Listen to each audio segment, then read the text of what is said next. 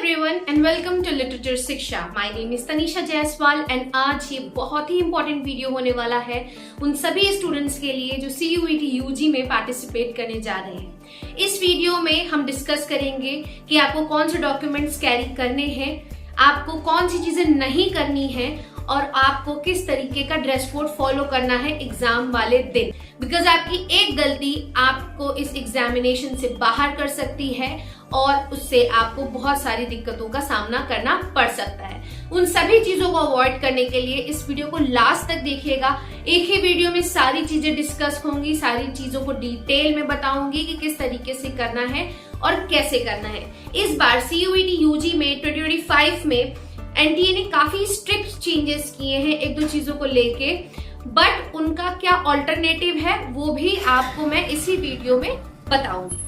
सबसे पहले हम इस वीडियो में वो डिस्कस करेंगे कि आपको क्या क्या नहीं करना है इस एग्जाम के लिए, इस एग्जामिनेशन वाले दिन पे। सबसे पहले आपको पर्सेस, किसी भी तरीके के डिजिटल वॉच या नॉर्मल वॉच को कैरी नहीं करना है, वॉलेट्स कैरी नहीं करने हैं और आप किसी भी तरीके का कोई भी इलेक्ट्रॉनिक डिवाइस नहीं ले जा सकते हैं एग्जामिनेशन रूम में। उसका ऑल्टरनेटिव क्या है कि आपको जो टाइमिंग है आपके एग्जाम की, अब भाई आप वॉच नहीं ले जा सकते, वो आपको आपकी स्क्रीन पे शो होती रहेगी।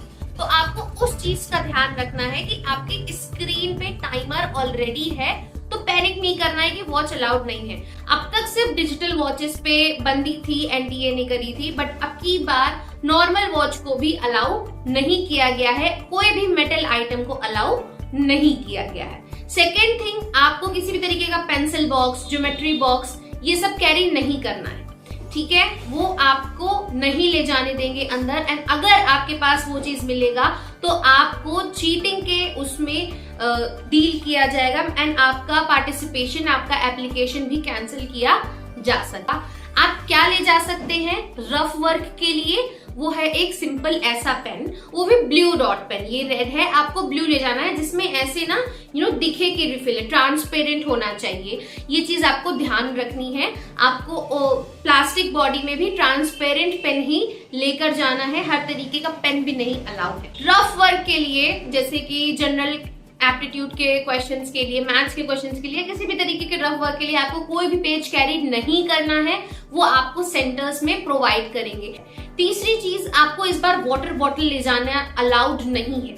तो यूजुअली जब ऐसा होता है तो वहां पे क्या होता है, वाटर अवेलेबल किया जाता है सेंटर्स पे, ठीक है, तो उस चीज को आपको वरी नहीं करना है, वाटर आपके लिए अवेलेबल होगा। ऑल्टरनेटिव आप क्या कर सकते हैं, क्लियर जो प्लास्टिक की बोतल होती है ना, एकदम क्लियर ट्रांसपेरेंट, जैसे कि बिस्लेरी होती है या कोई भी दूसरी ट्रांसपेरेंट बोतल्स होती हैं, उनको आप ले जा सकते हैं उसका रैपर हटा के। उससे क्या होगा, अगर आपको अलाउ करा उस वाटर बॉटल के साथ तब तो वेल एंड गुड, नहीं किया तो उससे आपका कोई नुकसान नहीं होगा, आप उस बॉटल को वहीं छोड़ सकते हैं।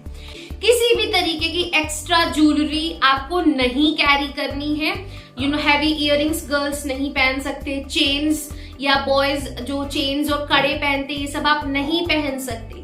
जहां पे एक दूसरी इंपॉर्टेंट चीज आती है वो है कि ऑब्जेक्ट्स ऑफ फेथ, जैसे कि कलावा हो गया, जैसे कि कटार हो गया, जैसे कि ऐसे रिंग्स हो गए, तावीज हो गए, वो सारी चीजें आप जितना हो सके उनको पहन के जाने में अवॉइड करिएगा। जैसे कि अगर सिख लोग हैं वो पग पहन के जाते हैं, वो पहन के जाएंगे, तो आप लोग क्या करेंगे, आप लोग 2 घंटा पहले वहां पे पहुंचेंगे ताकि आपके प्रॉपर से चेकिंग हो सके, उसके बिना आपको एंट्री नहीं मिलेगी।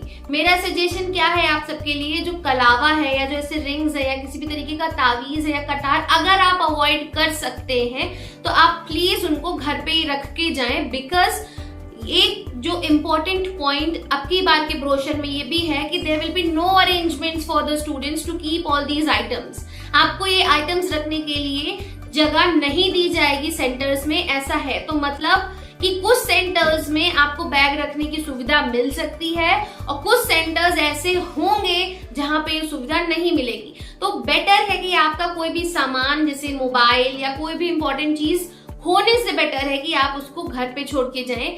अगर आप उसके बिना नहीं पहुंच सकते, टेक समवन विद यू जो आपका वो सामान बाहर आपके साथ अपने साथ वो सेफ रख सके। ठीक है, तो ये चीजें आपको बिल्कुल भी नहीं करनी है। अब हम नेक्स्ट चीज जो डिस्कस करेंगे वो है ड्रेस कोड। वो बहुत इंपॉर्टेंट है। कोई भी हैवी लहंगा मतलब ड्रेस, सूट, अनारकली गर्ल्स नहीं पहनना है आपको। बहुत ज्यादा प्रिंटेड एंड लिखी हुई चीजों वाली शर्ट्स, टी शर्ट्स अवॉइड करनी है बॉयज आपको। बहुत सारी पॉकेट्स वाली चीजों को भी अवॉइड करना है। बेल्ट को अवॉइड करना है। वॉच को मैंने बता दिया आपको नहीं पहनना है। गर्ल्स ज्वेलरी में बहुत ही मिनिमल ज्वेलरी, छोटे छोटे काम में पहन सकते हैं, नाक में छोटा सा पहन सकते हैं। हाथ के रिंग्स, कड़े सब हटा के जाइए। शूज आपको नहीं अलाउड है, आपको फ्लैट्स पहनने हैं, चप्पल पहनने हैं, आप सैंडल्स पहन सकते हैं, हील्स पहन के मत जाइएगा। कंफर्टेबल क्लोथिंग पहन के जाइएगा। एक सिंपल टी शर्ट, एक लोवर या सिंपल पैंट पहन के जाइएगा। This is for both girls and boys. अगर आप कुर्ती पहनते हैं, कुर्ता पहनते हैं तो सिंपल से सिंपल कॉटन ब्रीदेबल कपड़े पहनिएगा कि अगर कोई दिक्कत वहां पे हो गई सेंटर में या कोई चीज हो तो आपको एटलीस्ट कंफर्टेबल रहे आप अपने कपड़ों में। बहुत ज्यादा पॉकेट्स नहीं, बहुत ज्यादा प्रिंट नहीं, बहुत ज्यादा कुछ लिखा हुआ नहीं होना चाहिए आपके कपड़ों पे। ये चीजों को आपको ध्यान पे रखना है। चप्पल पहन के जाइएगा, ध्यान रखिएगा। गर्ल्स स्पेसिफिकली आपके लिए बहुत ज्यादा फैंसी हेयर स्टाइल करके मत जाइएगा। एक्सेसिव क्लिप्स लगाने की कोई जरूरत नहीं है। सिंपल एक रबर बैंड लीजिएगा, एक नॉर्मल चोटी बना के जाइएगा या एक पोनी टेल करिएगा या सिंपलेस्ट हेयर स्टाइल रखिएगा। बहुत ज्यादा हेयर पिन्स को अवॉइड करिएगा। कहीं कहीं पर वो आपकी हेयर स्टाइल ओपन करा लेते हैं बिकॉज कई बार लोगों ने चिट्स छुपाई होती हैं उसमें, उस वजह से वो सारी चीजें मत करिएगा। आपका एप्लीकेशन फॉर्म ही सीधे कैंसिल हो सकता है। So don't try to be smart. जितना आपने पढ़ा है, जैसा आपने पढ़ा है, उस हिसाब से अपनी प्रिपरेशन को रखिएगा। ठीक है, अब हम बात कर लेते हैं कि आपको कौन कौन से डॉक्यूमेंट्स कैरी करने हैं। सबसे पहले आपका एडमिट कार्ड, उसमें एक डिक्लेरेशन फॉर्म है, वो भी लेके जाना है। एडमिट कार्ड भी लेके जाना है।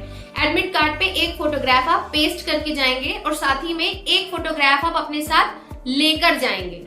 ठीक है, ये चीज ध्यान रखिएगा। एक फोटोग्राफ आपको लेकर जाना है, वो वहां की अटेंडेंस शीट पे लगेगा और एक फोटोग्राफ आप अपने एडमिट कार्ड पर पेस्ट करके जाएंगे।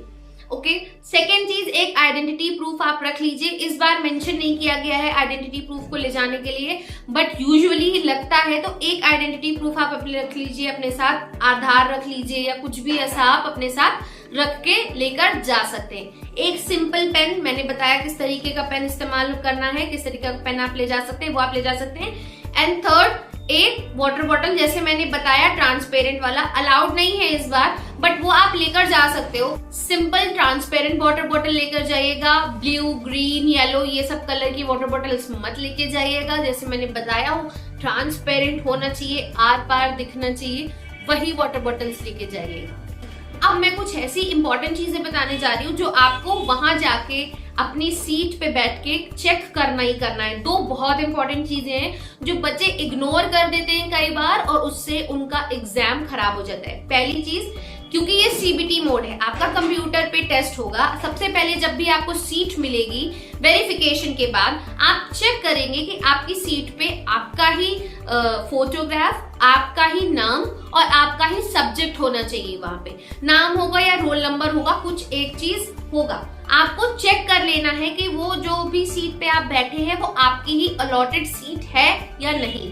दूसरी चीज, टेक्निकल एरर्स को अवॉइड करने के लिए आपको सारे ही ऑब्जेक्ट्स चेक कर लेने हैं। कंप्यूटर चेक कर लेना है, सीपीयू चेक कर लेना है कि सब ठीक ठाक चल रहा है कि नहीं। माउस को हिला के चेक कर लीजिएगा कि चेक चल रहा है कि नहीं चल रहा है।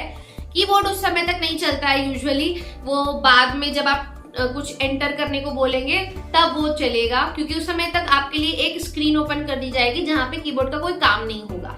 बट जैज सून एज आपका पेपर भी शुरू होता है तब भी आप चेक कर लीजिएगा कि सारी चीजें आपकी ढंग से चल रही हैं, किसी भी टेक्निकल एरर की वजह से आपका एग्जाम गड़बड़ ना हो। एंड ये बहुत ही कॉमन प्रॉब्लम है, ये बहुत ही कॉमन इशू है, तो इस चीज को चेक जरूर कर लीजिएगा। अगर कुछ होता है तो आप सीधे अपने सेंटर में रिपोर्ट करिए उस चीज को एंड अपना जो टेबल है, अपना जो कंप्यूटर है, उसको चेंज करने की रिक्वेस्ट करिए। चेंज होता है, ठीक है, ऐसा नहीं है कि चेंज नहीं होता है। अगर कोई टेक्निकल एरर होती है तो चेंज करवाया जाता है, आपका भी कंप्यूटर चेंज करवाया जाएगा।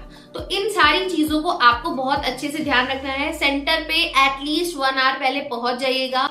एग्जाम शुरू होने के 15-20 मिनट पहले, आधा घंटा पहले कुछ इंपॉर्टेंट इंस्ट्रक्शंस दिए जाते हैं आपको बताया जाता है कि आपको क्या फिल करना है, क्या नहीं फिल करना है जब भी आप एंट्री करते हैं, लॉगिन करते हैं। फिर आपका वेरिफिकेशन का प्रोसेस पहले होता है। ये सारी चीजों में थोड़ा समय लगता है। अगर आप लेट पहुंचेंगे तो हो सकता है एक तो सेंटर बंद हो जाए, दूसरा आपको इन सारी चीजों में टाइम लगेगा, तो आप वो टाइम आपके एग्जाम के टाइम से कटेगा।